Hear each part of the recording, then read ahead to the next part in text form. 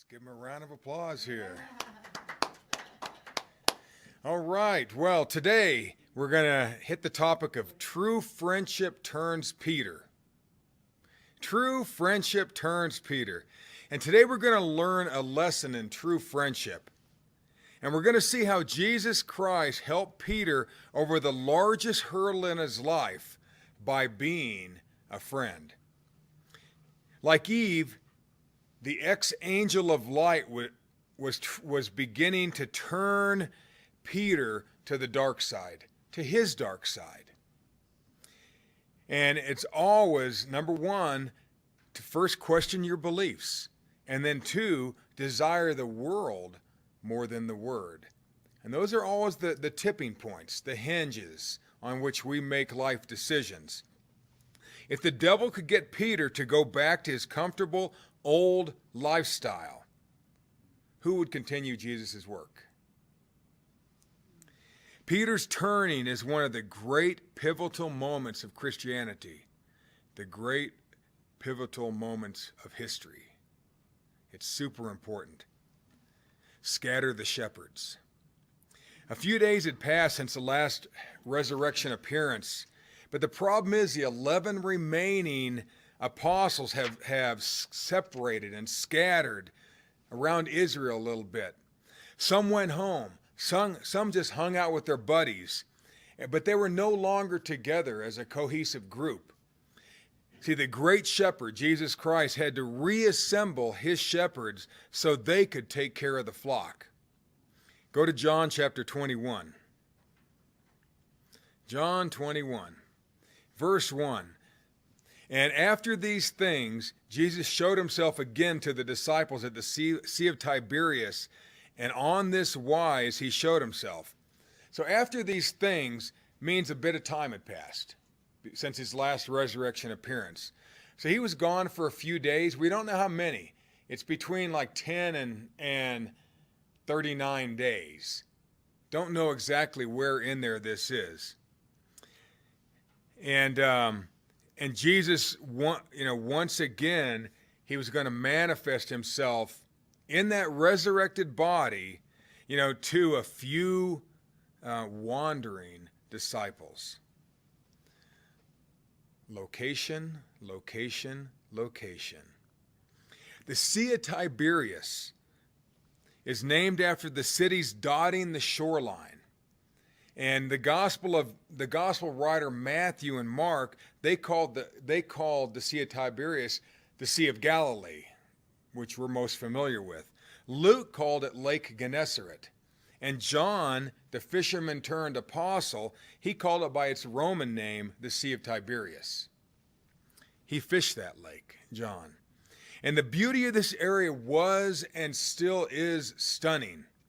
The first century historian Flavius Josephus was so impressed by the area that surrounded Galilee that he wrote, and I quote, "One may call this place the ambition of nature, wonderful in its characteristics and in its beauty. Thanks to the rich soil, where there's not a plant that does not flourish there, and the inhabitants grow everything, the air is so temperate that it suits the most diverse species." End of quote. The area around the Sea of Galilee was like heaven on earth. It had hot springs. In fact, you've heard of the city Tiberias was built by the Romans during Jesus Christ's youth, and it was built around the hot springs. That's where Herod lived, in that area. And it had a warm climate, it had abundant wildlife, had fat fish, and if you dropped a seed, it was going to grow. And the fertile area of Galilee is the same area that Moses' spies found grapes growing so big that one single cluster took 2 men to carry. What would you say, 150 pounds? How much weight can 2 men carry? 150 pounds maybe on a stick. How big of a clump of grapes is that? You've held one in your hands. What does it weigh, 2 pounds, 3 pounds? the biggest you've ever seen. It might be 12 inches long. It's still only a couple of pounds. Imagine something that took 2 men to carry. That's Galilee. In fact, right near there is where those giant people lived, way back in the day. It's from that area. It just was crazy nice and rich and fruitful. And the soil is still so fertile, it grows the best crops in Israel.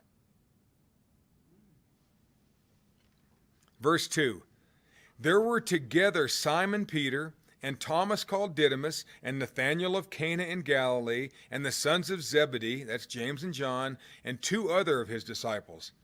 See, this is the area where Peter, James, and John were raised and had their successful fishing business. This lake was home. It was their go-to place. Galilee was their paradise.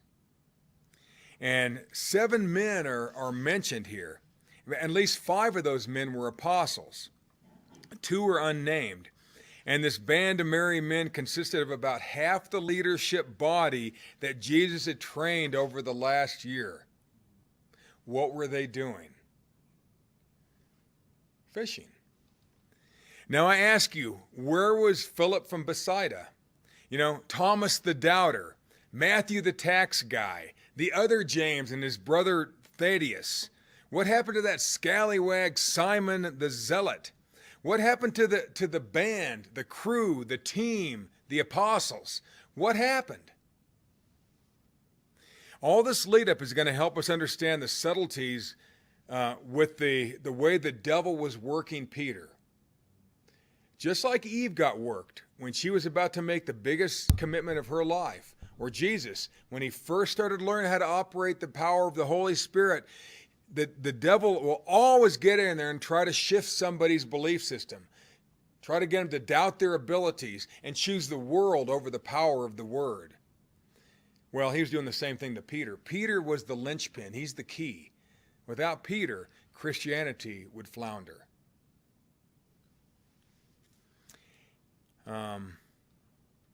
It may not be as dramatic as Eve seeing a reflection of the angel of light and Jesus walking with the devil in disguise, but it's going to be just as big a crossroad decision in his life.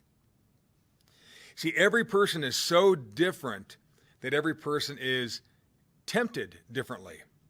Peter wasn't tempted with world dominion, nor did he question his love for God. Remember, those guys talked all night. They talked about God all the time. That's why they're apostles. See, the temptation was returning to his own slice of heaven, his personal paradise. It's never a question of his love for God. It was a question of his service to mankind. Service is the lesson Jesus tried to drill into the apostles, especially Peter. And we saw this over and over and over again. The turning of Peter, verse 3. Simon Peter saith unto them, I go a-fishing. And they say unto him, Hey, we'll go with thee. And they went forth and entered into the ship immediately, and that night they caught nothing. Now Peter was the obvious leader. He said, I'm going fishing. And they said, we're going with you. And Peter was supposed to be the key person after Jesus Christ ascended. The problem was he went back to his happy place. He went to that place that he felt the most comfortable. And we always will do that. When the pressure's on, usually people will revert to their lowest level of training, for their most base level. Sometimes it's even just that lizard brain. It's just survival. It's all about me.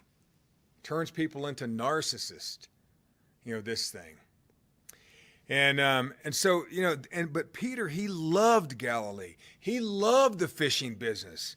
And and like that old saying, when the going gets tough, the tough go fishing. And so they went to the scenic shore of this lake, and they prepped one of Peter's 20-foot wooden boats for fishing. And they waded out. They climbed aboard. They unfurled the sail. They filled their lungs with the sweet Galilean air. And they said, I'm home. This is the life.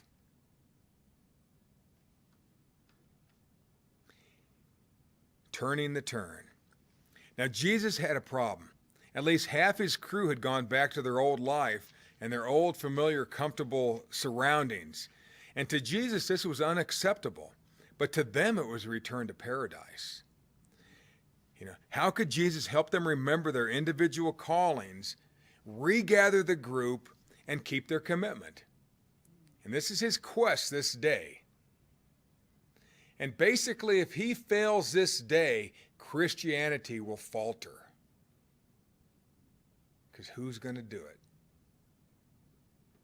Just think, if Jesus Christ had risen and then ascended and there was nobody to carry on the work, what would have happened in the first century? Would there have been a day of Pentecost? What would have happened? Would Paul have ever showed up to persecute nobody? Just think, this is the pivotal point of Christianity right here.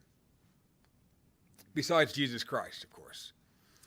And he had to regather the group and help them keep their commitments. And we might think, they're apostles. They spent a year with Jesus. Of course they're going to serve him for the rest of their life. Everybody thinks that. They have this magical view of the apostles. They were just people. They were businessmen. They were tax collectors. They were zealots. Some of them hated the Romans. They were all over the map, these guys. And I ask you, would you want to remain in that same intensity of lifestyle of service they had lived the past year? Now just you guys all know what I'm talking about. Would you want to believe God for every dollar, every day? When you got extra money, you gave it away and then believe for it to come the next day? Would you want to once again put up with friends and family standing with you one day and attacking you the next? Did that happen? Oh yeah. What about the deadly religious leaders who hated your every movement? They go back to Jerusalem. They know what they're walking into. What about having to deal with the local government who now considers you suspect and in connection with the traitor? What is the advantage? This is what Jesus had to show. There has to be something greater if you're going to put yourself through that stuff. Most of us are not willing to. We all think we do, but most of us aren't really willing to live at that level. So I say, live at whatever level you're comfortable living with. Do something. It's better than doing nothing. And so what's the advantage? And plus, all of us have a different calling too. These guys were called to be apostles. Most people are not. And so one way was safe and easy and profitable. The other is all things are possible. It's just a daily trust in God to have your need met and to help others have their need met. The last cast. Verse 4. But when the morning was now come, Jesus stood on the shore, but the disciples knew not that it was Jesus. Now remember, the sun's just coming up. Okay, it's not like they're stupid. And doesn't mean he's like shifting shapes every 5 seconds. They may have just not been able to recognize him yet. Okay, we don't know. And, and these guys had fished all night. They caught no fish, and they saw someone on the shore. Now, if they had caught fish, this Jesus Christ could not have really, this record wouldn't have worked. His plan to turn Peter back to the light side, to the good side, wouldn't have worked. So it's unique. Now, how that happened, how they didn't catch, I don't know. Because there is fish out in this place. In fact, there's a lot of fish in Galilee. Remember, it fed from Mount Hermon, which is almost always snow-capped. Remember, it came down through, down the Jordan River, and it's all marshland. There's a lot of insects and bugs and snakes and all kinds of good stuff for fish to eat. Then all that stuff flows right down into the Sea of Galilee. So it was great fishing. There's still fish in that thing. And they didn't know it was Jesus, fished all night. Now, these guys were only about 100 yards out on the boat. It's like one football field length. Not all that far. Maybe a city block out.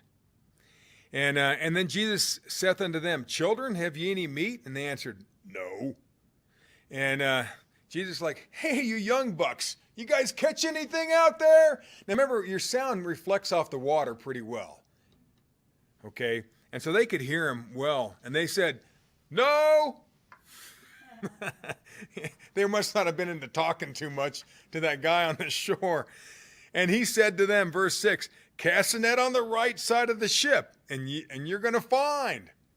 And so they took the net, they cast it, and now they were not able to draw it in because of the multitude of fish. So all night they'd fish. Now this guy on the shore tells them to throw it off to the right, and they probably said, Your right or mine?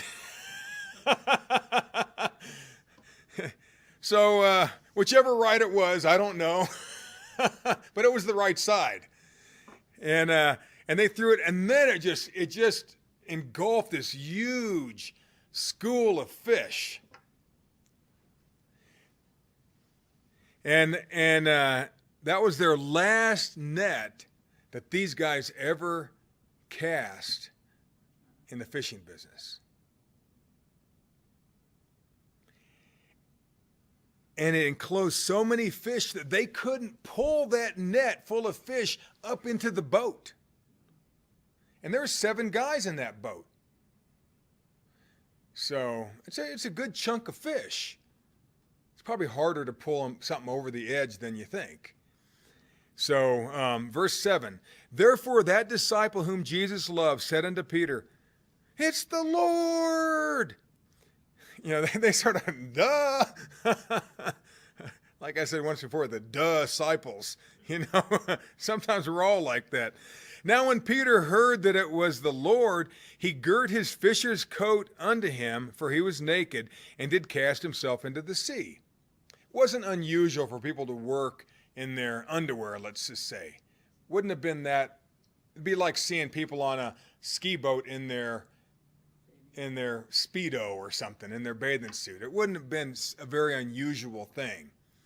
But he threw on his little fisherman's overcoat and he dove into the water. And you think, well, why would anybody dive into the water, you know, with a coat on? It doesn't seem smart. Well, then I looked online and I checked a depth chart of the Sea of Galilee. And in the northern tier where their fishing business would have been, out about 1.5 kilometers, about 1,500 steps, it would have only been 30 feet deep. So at 100 steps, the water was probably only 4 or 5 feet deep. So when he got out of that boat, he could just walk back to Jesus. Does that make sense? So it makes a little more sense why he would put that coat on. He knew how deep it was. And those boats didn't have a keel. They were just sort of flat bottom. And so they just they would just float real well. They could go right into the shallows and fish. Because a lot of times that's where fish are going to be, certain times a day. I'm not the fisherman, but I've heard tell. And so I love how it says when Peter heard it was the Lord, he still couldn't see Jesus clearly. Now maybe he didn't have the same vision that the other guys do. Who knows? You know, everybody's different.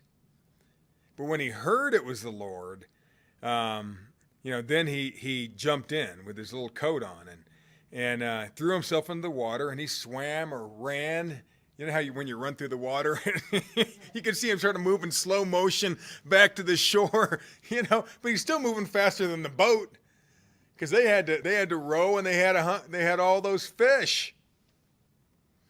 And Peter threw on his fisherman's coat, and of course he went to see Jesus. Verse 8, and the other disciple came in a little ship, or in the ship. I was not able to tell if it was two ships or one ship here. One time I thought it was two different ships, and then as I studied out in other versions, it looks like one. So I'm going to say one today. Next year I'll probably say two. And for they were not far from land, but as it were 200 cubits, which is about 100 yards. That's how I know that. A cubit is just your fingertip to your elbow, typically. Sometimes it's just your wrist to your elbow. Everybody's cubit is a different size. So that's about 100 yards out. They weren't that far. And it says, for they were not far from land, but as it were 200 cubits, dragging the net with the fishes. So they were just trying to row this thing in, dragging this whole thing. Now, I don't know how hard that would be. This huge net, it probably was a lot harder work trying to row that thing in. Or maybe they were all got out of the boat and were tugging it in. I don't know. But Peter was running back to shore through the water. Think Bo Derek. Or not, just running through the little bit of surf. It's sort of funny. Slow motion. He had his little orange torpedo, like on Baywatch. His red bathing trunks. And so the other disciples stayed in the boat and they rowed it to shore, dragging that catch. And and this net was probably dragging the bottom. It was literally dragging if it was that shallow. And just look it up. It's not a hard look. Just you can look up the depth chart of the Sea of Galilee. And most of them are in kilometers and meters, but it's not that hard. And verse 9, as soon as they were come to land, they saw a fire of coals there and fish laid thereon and bread. So fire, fish, and bread. And somehow Jesus had acquired fish and bread and started a fire. Or he ran somebody else off with a magic trick. No, I'm just kidding.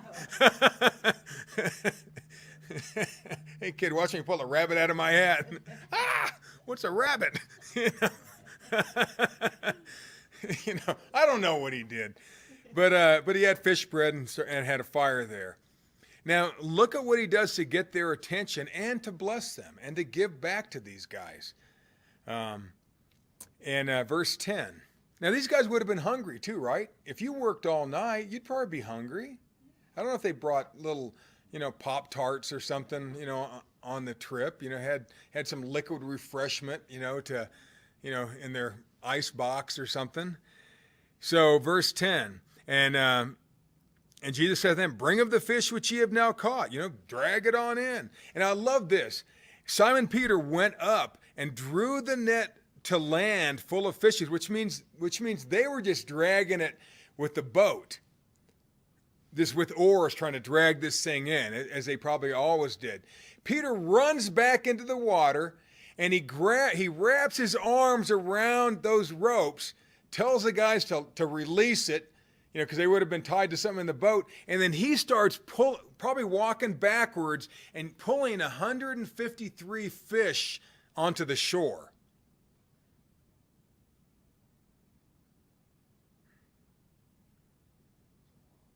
$153 flapping, moving fish, and just dragging them across the coarse sand of the Galilean Sea.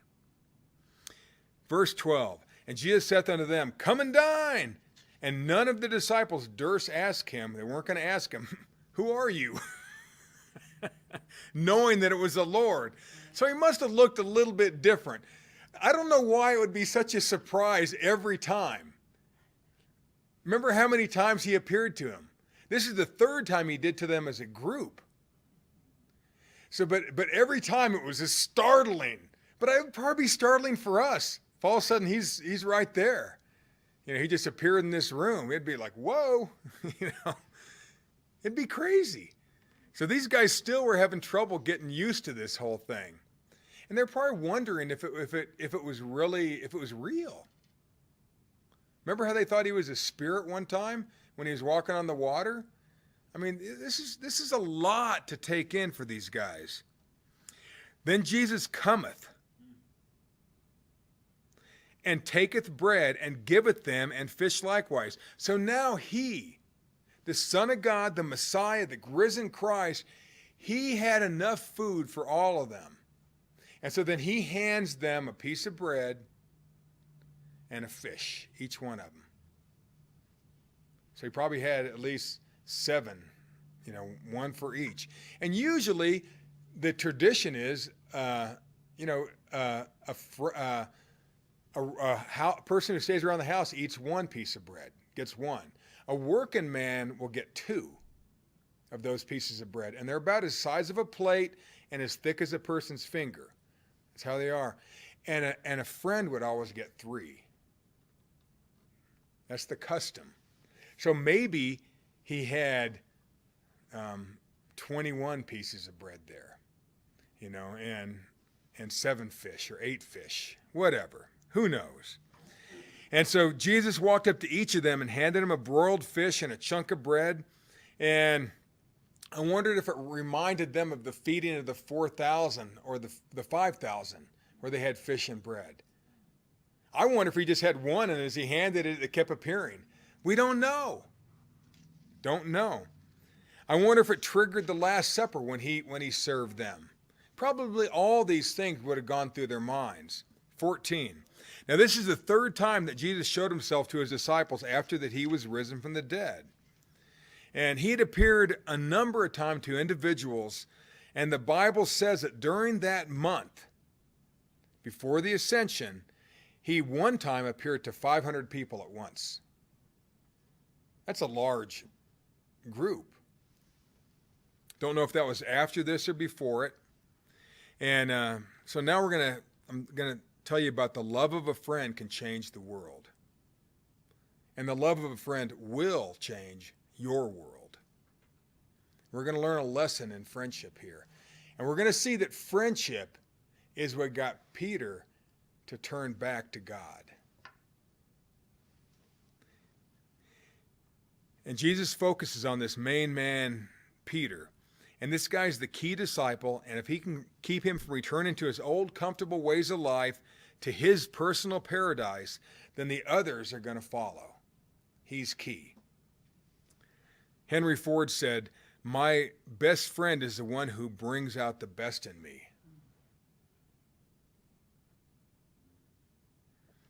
See, in order to understand this section, you Greek word aficionados may want to lean forward just a little bit. And our Christian slang has oversimplified 2 Greek words translated love. They're agapeo and phileo. And many Christians define agapeo as the love of God and phileo as brotherly love. And they're not bad definitions. But first off, these are Greek words. The Greeks were no more than intellectual pagans. Agapeo does not mean the love of God. It can't. That's not where the word originated. Now, can it represent the love of God? Yes. But I could show you time after time where God said that he phileos man too. So it's both are the love of God. If God's love, and both those words are used in conjunction with him, they both must mean the love of God. But that's not the definition here. Okay? And many times these 2 words are used in tandem. They're symbiotic. They feed off of each other. One is not effective without the other, especially phileo. Agapeo is a well thought through love. It's to cherish and to revere someone. It's deciding to do that. It's never, ever, ever to embrace or to kiss. It's never used in a physical sense. And it's to love from one's intellect, to love from the head. You may not like that person in your family, but you decide to love them anyway. That's agapeo. Agapeo is big love. And it's not an easy type of love. but all of us understand that. Phileo is the heart's reaction to agapeo. And it's grittier, it's earthier. Phileo is to throw your arms around a person, give them a hug, give them a kiss. It's the love that it's you're loving somebody back for them agapeo in you. A kiss, a hug can easily be part of phileo. And agapeo never means to kiss or hug. And this phileo is the love of a true friend. Phileo is a love that keeps people together through thick and thin. Aristotle said, friendship is a single soul dwelling in two bodies. That's phileo. A single soul dwelling in two bodies. Phileo love cannot be broken. No matter what your friend does or doesn't do. Or it'd be much harder to break. If you can decide to love somebody, you can decide not to. But there's an emotional connection with phileo. It's a whole different level of love. And without it, we'd have no humanity. There'd be no marriages, no friendships, no teams, no nothing. There'd be no people because we wouldn't like each other. You wouldn't want to stick with anybody. I've had people who I thought were my friends. We hung out, we did things together, but when I didn't live up to their wishes, they attacked and then they turned their backs. We've all had that happen. They agapeoed me for a time, but they really didn't phileo love me. And I have trouble to realizing that personally. Some people are better at detecting that, but I always think everybody loves me. It's a fool's errand at times, and it gets you hurt, But, a lot of times your greatest strength is your greatest weakness. So, and these people loved me without that resilient connection. See, their agapeo was not enough to keep them around through the hard stuff. Phileo is. And watch how Jesus will use both agapeo and phileo in helping Peter to return to his calling. This is true friendship. If we can grasp this, we can save a marriage. We can build a friendship that will have the rest of our life. Why not? A true friend is someone who is there for you when he'd rather be anywhere else. That's Len Wein. He's there for you when he'd rather be anywhere else. That's a friend. Remember, Peter's getting played by the devil like Eve got played. His belief system has already been compromised, or he wouldn't have gone back to his old lifestyle and taken people with him. He also returned to the ease of his prior personal paradise. He loved Galilee. Who wouldn't? You would love it. 15. In fact, just Galilee, it hardly ever gets even a frost there. It's 600 feet, I think, something like that, below sea level. So it's warmer. It's a whole different climate than anywhere else in Israel. It's just it's the lowest freshwater lake on earth. So sort of crazy. So there's all mountains around it, and you just go into this valley of Galilee. So it was the jewel of Israel. It was the eye. They call it the eye of Israel. It was something. 15. So when they had dined, Jesus said to Simon Peter. Now he takes him aside. Now, come on, Peter, let's go for a walk. And you'll know, this is just a side note, but Jesus almost never called Peter, Peter. He almost always called him by his official name, Simon. Just look it up. It's interesting. Like when he called him Peter, which means little rock, movable stone, he just did that one or two times, but he usually called him by respect, not a nickname. He called him Simon, or Simon Peter. And he said to Simon Peter, Simon, son of Jonas. Now, Jonas is Jonah. Jonah is John. It's all the same name, son of Jonah. Lovest thou me more than these? Now, if you read this and read the commentaries, some people teach it means these, like the tools of the trade, the fishing business. Others say it means these other people, these other apostles. You know, I think it means both. And he saith unto him, Yea, Lord, thou knowest that I love thee. And he saith unto him, Feed my lambs. See, they all ate fish and bread for breakfast that day, and then Jesus broke the silence. He took Peter aside, and the context is going to show that Peter was on a little walk down the shoreline. He needed some one-on-one time to get Peter's head back, because he still wasn't totally getting it. And Jesus said, Do you agapeo me more than these?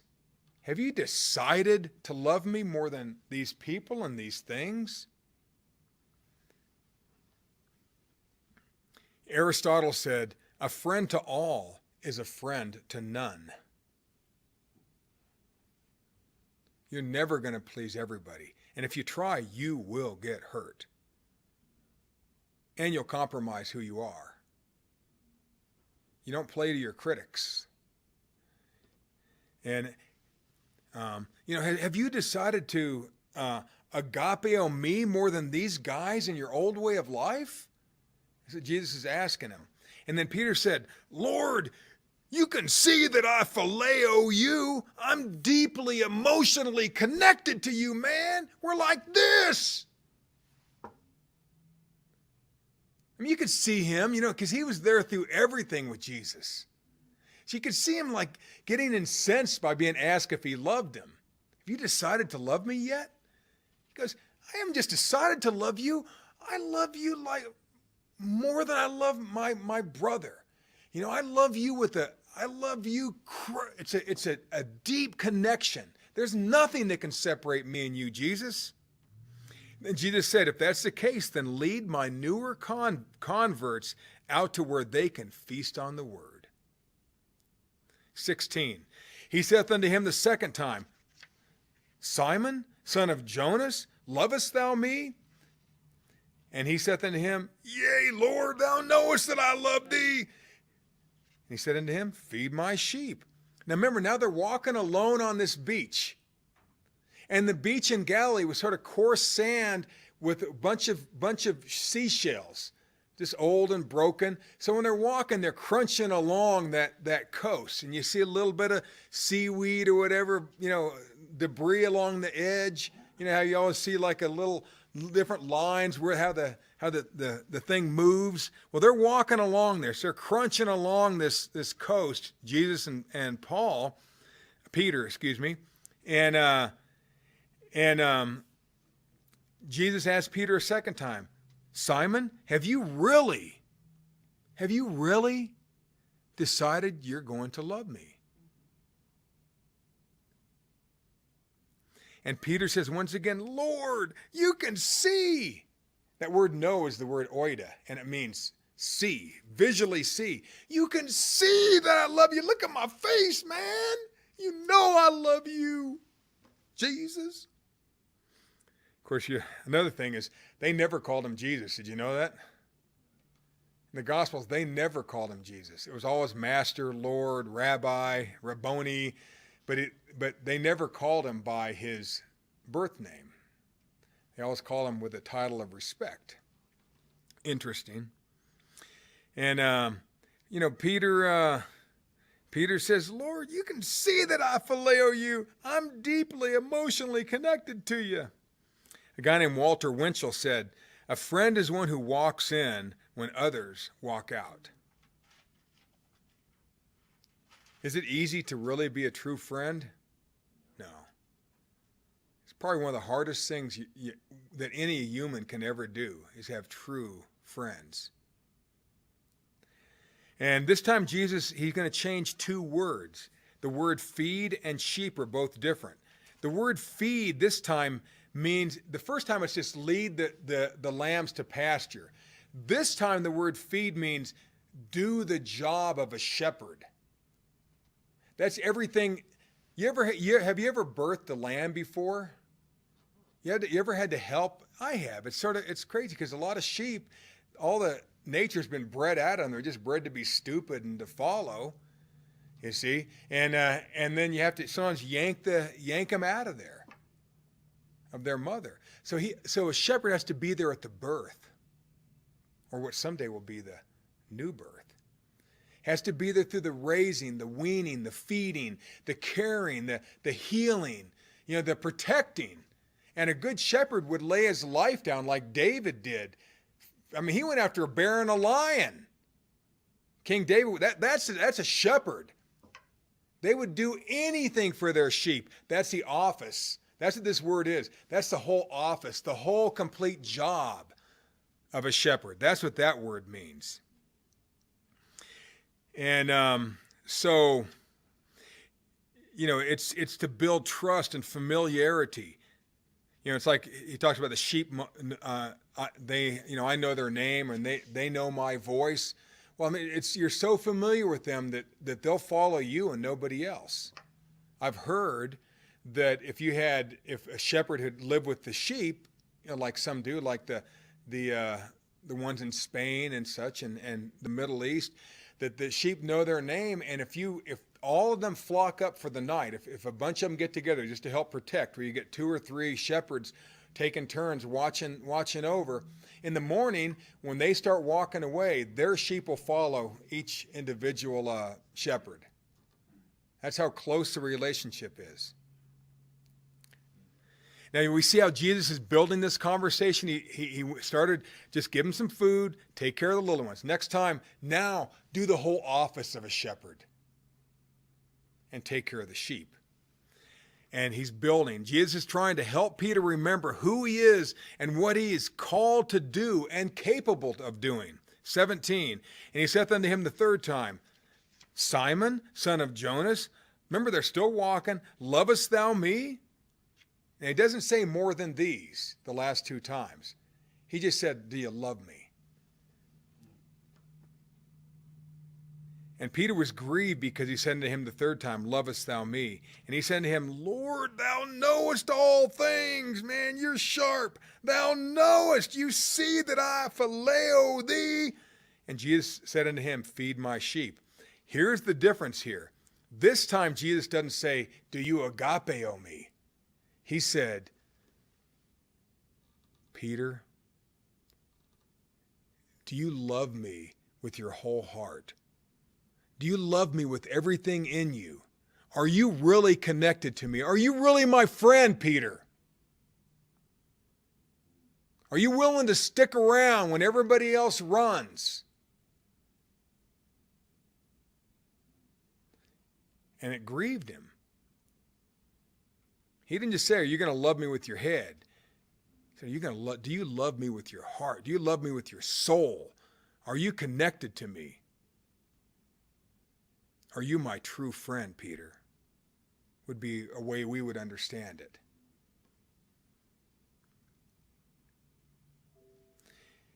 Peter, do you really love me with that indelible, inseparable, timeless heart love that's only shared by true friends, but abused by fair weather friends? And now Peter's tired from working all night. He's a bit bummed and emotional because Jesus won't back off here, and says, Lord, can't you see that I'm 100% into you, man? And Jesus tells Peter, if you phileo me like you say you do, if it's from a true heart of friendship and not just your head, then be the shepherd. Own your calling. 2 more steps. Now, Jesus is 2 steps away from sealing the deal with Peter and removing him from the devil's teeth. Remember how David had to pull a lamb out of the teeth of a bear or a lion or something one time? Jesus is pulling Peter out of the teeth of the devil. Because Peter was getting turned. What should we do for one another? Verse 18, Verily, verily, I say unto thee, when thou wast young, thou girdest thyself, and walkest whither thou wouldest. But when thou shalt be old, thou shalt stretch forth thy hands, and another shall gird thee, and carry thee whither thou wouldest not. Saying, listen up, Peter. What I'm about to tell you is 200% true. That word verily, verily means amen and amen, which doesn't mean anything to us. It means true, true. This is a fact. This is a fact. You know, it's intense. When verily, verily is a very emphatic use here. Listen up, Peter. What I'm about to tell you is 200% true. When you were a youth, you did whatever you wanted to do. And when you wanted to do it. But it's time to grow up and follow the perfect direction that comes only from the Spirit of God. This same perfect direction we have, folks. It's there. God can direct us in any aspect of our life, from wealth to health. It doesn't matter. We just have to stop trying to do things our own way. There always is an answer. 19. This spake he, signifying by what death he should glorify God. And when he had spoken this, he saith unto him, Follow me. Now, that's sort of hard to read. And almost nobody gives a good translation on this, but most commentaries say this verse means that Peter was going to die a death worse than Jesus. And they really don't know, I really don't know how they get this. They literally say, rumor has it that Peter requested to be crucified upside down because he didn't figure he was worth being crucified like Jesus was. Now, there's nowhere in the Bible that says that. That's just tradition. It's crazy. You know, the word doesn't say a thing about Peter's death. And they think that Jesus built his church on Peter, so they have to make Peter bigger than life. Now, I'm saying that he's a pivotal, he's a kingpin in this whole thing. Without him, you wouldn't have Christianity like we have it today. It may have happened, but it happened at a different pace. Peter was key, but he wasn't the rock. See, the church will be born and built because of what Jesus Christ accomplished. But for Jesus' work to continue into the next generation, it's going to take Peter's love and tenacious oversight. The meaning of that verse is clear if you just follow the context. Jesus is simply telling Peter to stop fooling himself by serving himself, and it's time to grow up and start taking care of others the way he was trained to do.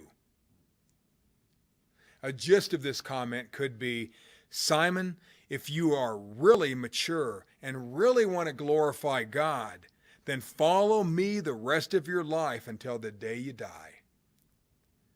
No more going back to fishing. No more doing it the old way. Makes more sense. Ben Franklin said, be slow in choosing a friend, slower in changing. The final uncomfortable turn. And here's Peter's final attempt at getting his resurrected version of Jesus, to shift the focus and back off his pressure. Because Jesus had pretty much, hit him this whole conversation and challenged his thinking. And remember, they're walking down the beach, and then Peter hears or feels somebody running up behind him. And watch how clumsily Peter attempts to take the focus off of himself and place it on this other man.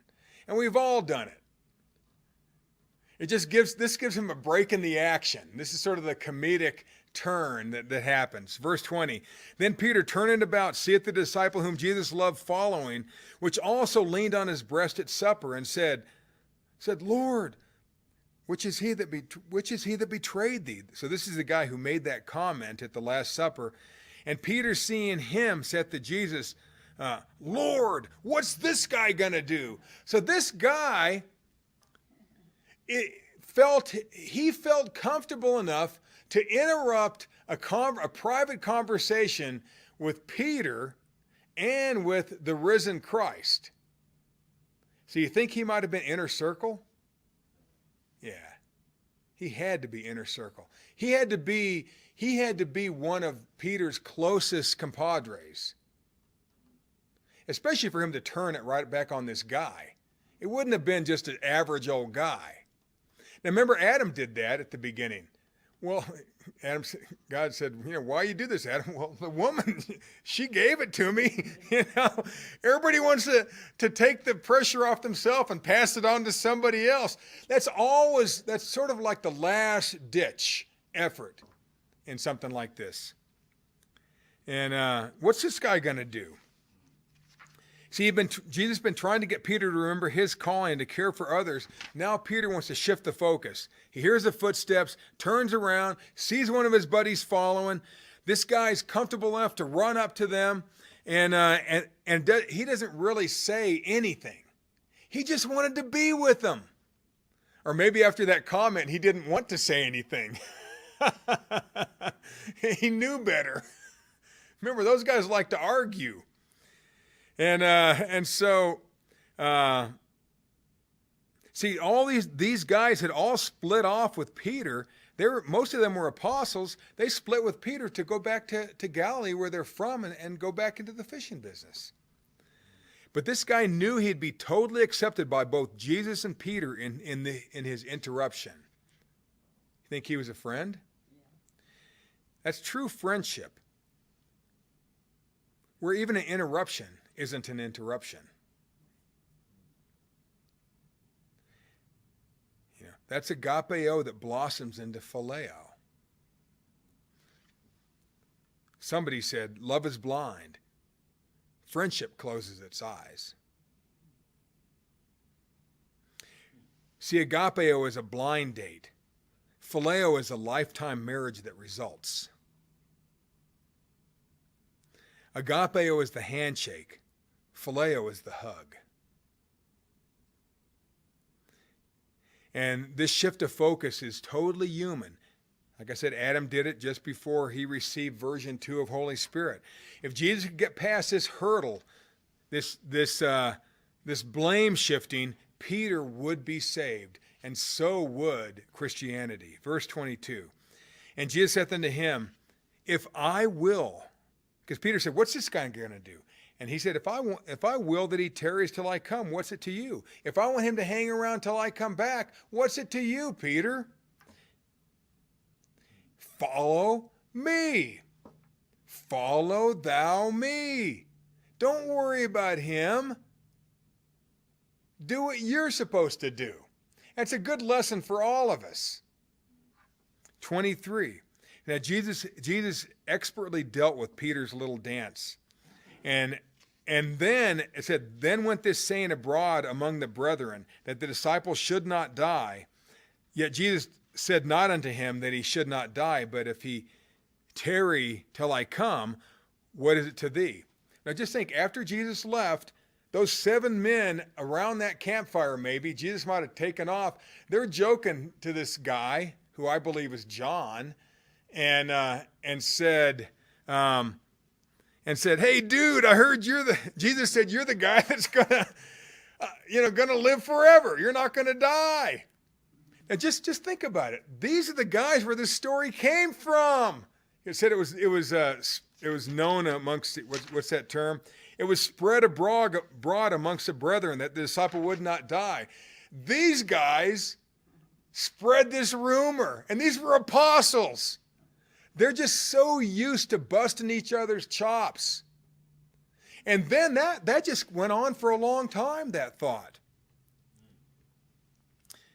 This next verse tells us who that unnamed disciple was. And it was the guy who wrote the Gospel of John. There's a hint. And John writes in the third person, and he never highlights himself. So only in John does it ever say the disciple whom Jesus loved. Because he didn't want to say, and I leaned on Jesus' breast at the Last Supper. I leaned on him and asked him. He didn't. I might do that in my writings. You might do that. But John didn't want to do that. So he just said, he called himself the disciple whom Jesus loved. He said, this is the disciple which testifieth to these things. So what does that mean? And wrote these things. And we know that his testimony is true. And there are also many other things that Jesus did, the which, if they could be written, every one, I suppose that even the world itself could not contain the books that should be written. So Jesus was a chatterbox. And he did a lot of stuff, a lot of good stuff. He must have talked all day and all night with these guys. And that's just in a little over a year. And we know his ministry lasted more than 1 year by a few days, because he went through two Passovers. Remember that? So, see, biblical history shows us in Acts that this second to last resurrection appearance finally got Peter on board. Jesus once again foiled the adversary, and Peter reassembled the team apostle. They must have had name badges or something. They've had them sewn over their little, shirt, and team apostle across the back, had the helmets, red, white, and blue, flames on the side, getting ready for the day of Pentecost, and they drove back in their 11-passenger race car to Jerusalem, and they met up there. So somehow he reassembled all the apostles again, because they had scattered. And they never cast another net. They left the fishing business for good and decided that building toward the future paradise was more important than a local paradise. And the apostles that had scattered around Israel since the last resurrection appearance, were now together. They had gone back to their comfortable way of life. Peter was one of them, but now they were back together again. And if Peter had succumbed to the temptation of returning to a simple, safe, easy way of life in his personal paradise of Galilee, Christianity would only be a footnote in history. Jesus knew this. Peter must be turned back. And this pivotal moment, this turning back of Peter, changed the world, or should I say, kept the world changing. The approach Jesus took in helping Peter to get his head back was love and friendship, both agapeo and phileo, loving with the head, but even more loving with the heart. So like Peter, as we decide to put away the past and work at building true, loving friendships, we too will help mankind return to God. God bless.